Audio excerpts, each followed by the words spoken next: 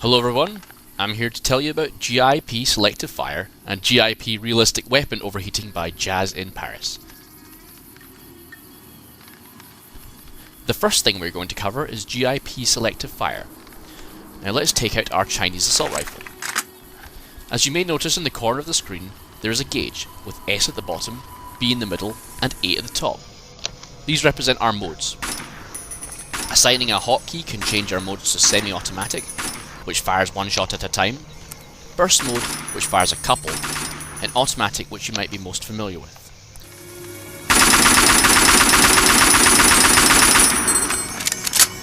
Now let's use Pete here to demonstrate the difference in each mode when it comes to VATs. In automatic mode you can see the most damage, but when you switch to semi-automatic mode, you notice that the chance to hit Pete's head and holster has increased by 20%. Switch to burst mode shows that while Pete is covering his holster, hitting his head decreases by 10%.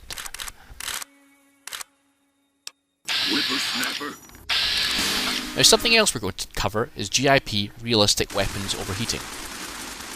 Now as we spend the clips in our assault rifle, we notice a bar at the side of the screen. This is our weapon heat. When it goes over 100%, negative side effects occur.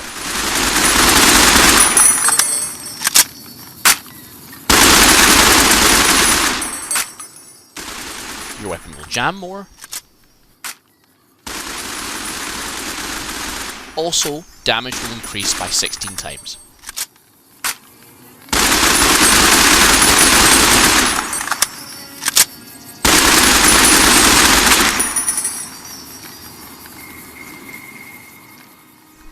I'm afraid our weapon is broken. Bet if you break all your vanilla weapons, you don't have to fear a thing. Now to some of you, this gun looks very unfamiliar, and to the rest, I think it might ring a bell, as this is currently, as of filming, the most popular gun mod on the Nexus, the PPSH-41 by Millenium.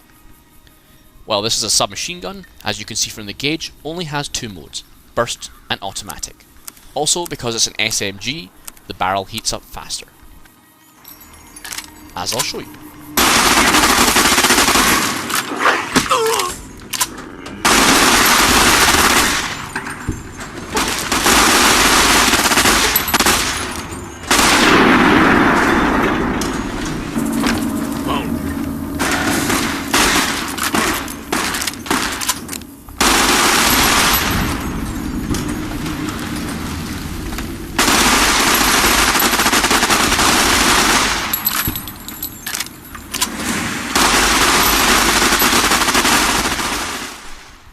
Now as you can see, while it may subjectively seem like a while as the barrel heats up, in prolonged combat, some weapons can heat up very quickly.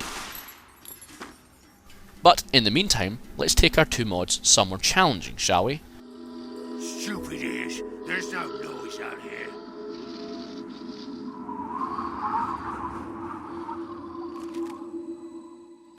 Unfortunately, super mutants have camped out near Springvale. Someone is going to have to deal with them. Now in just a second, super mutants are going to come charging over that hill.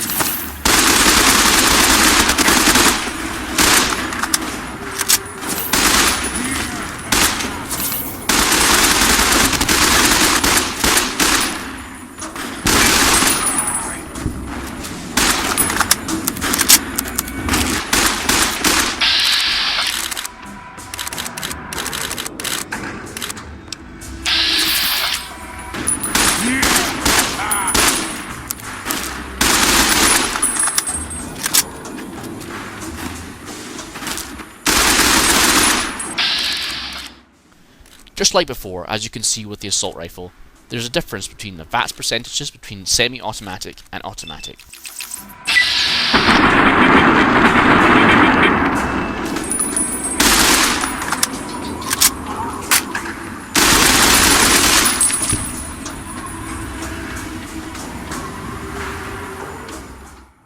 Oh, super mutant brutes. I think we're going to have to get out of here. What for?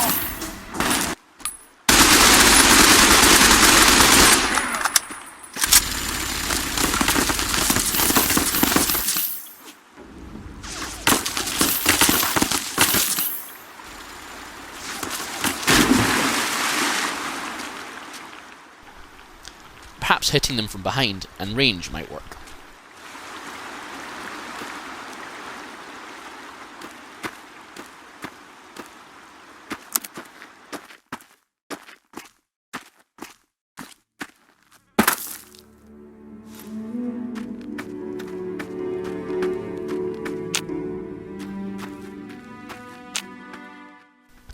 Now we notice this super mutant is perched up behind a window. Switching to semi-automatic reduces spread, so we're able to score quite a few hits despite the damage penalty.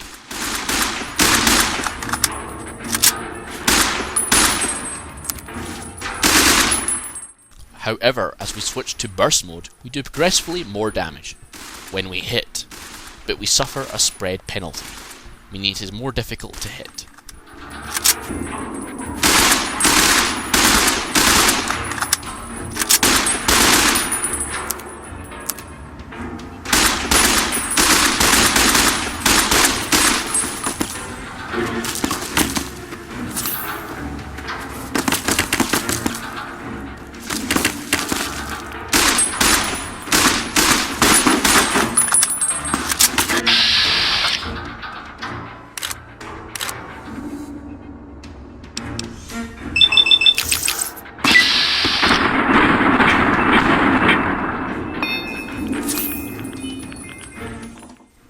I think we've been discovered. We better bail for now. In the meantime, let me show you how to install the mods. JIP realistic weapons overheating seems to be popular, so we'll install that first.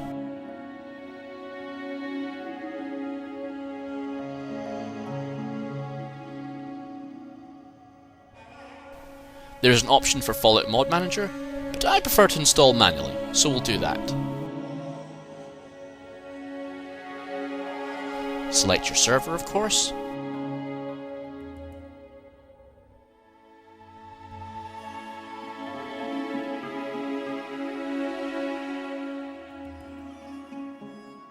While that's downloading, if you don't have it, let's download Nvse, which the mod requires.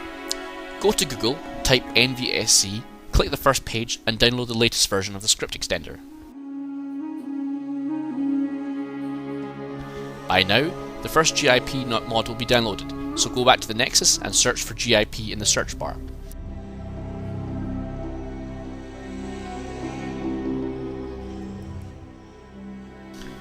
We'll select JIP Selective Fire next. Again, like with the first mod, we'll pick Manual.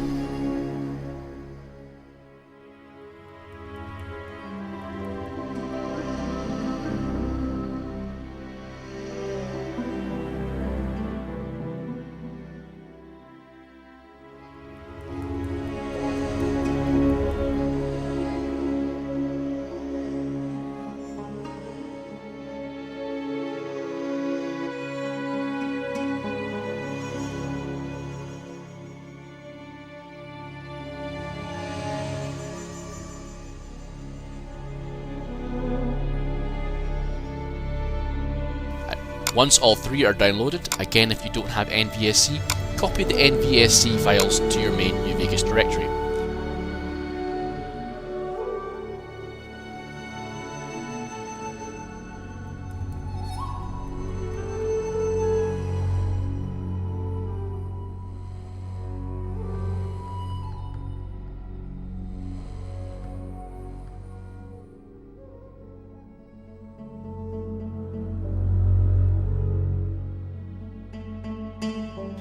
There's nothing important about the order, but I'm copying Selective Fire first to your data folder.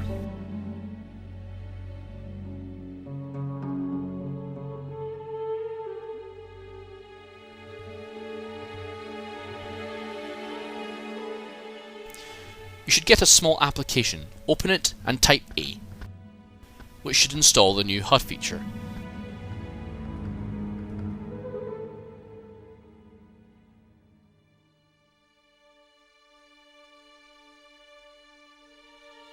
Similarly, I'm going to do the same with the realistic weapon overheating, which I've done next. Again, it is not important about the order.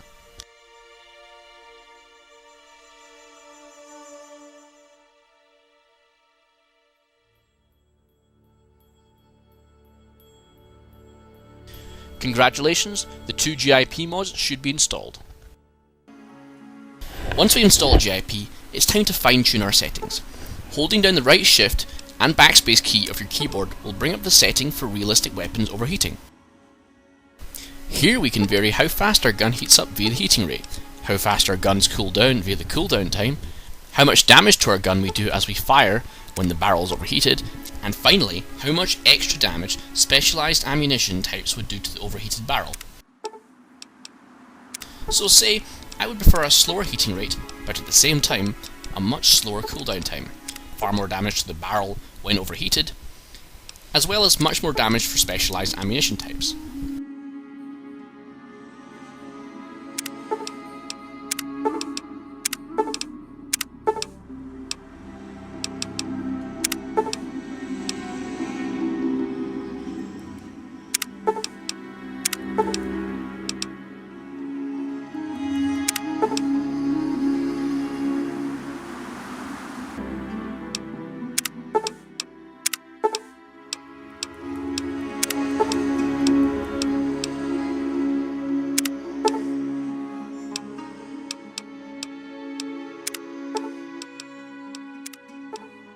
Finally, we are also able to move our gauge for how hot our barrel is, as well as flip it on its side, if we prefer.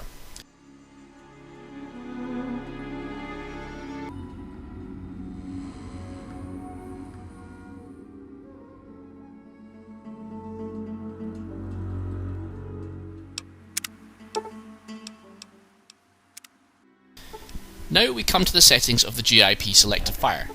Here we can turn Selective Fire on and off, change the hotkey in which to change the modes of our weapons. I have selected L.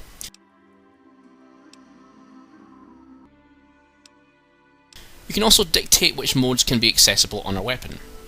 Like overheating, we can modify our HUD too. Change our gauge to a small icon, make it only appear when we're switching to a mode like semi-automatic or burst, or make it appear all the time when a weapon is holstered.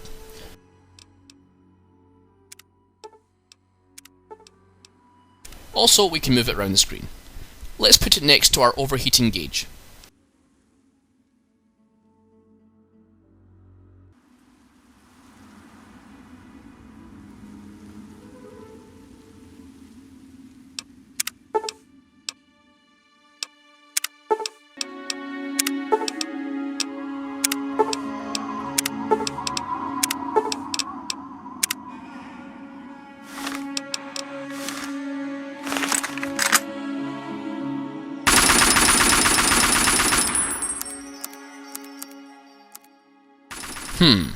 Not perfect, but fortunately, I can open the settings and fix that, as well as alter many other features of these mods as I play through my game.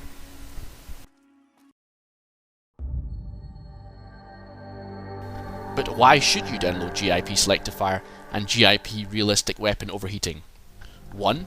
It adds dimension and choice to your gameplay, and 2. My own preference, if you're playing A Tale of Two Wastelands and would like a survival experience in the wastes, combined with a mod like FWE, a mod like Selective Fire will greatly preserve valuable ammunition.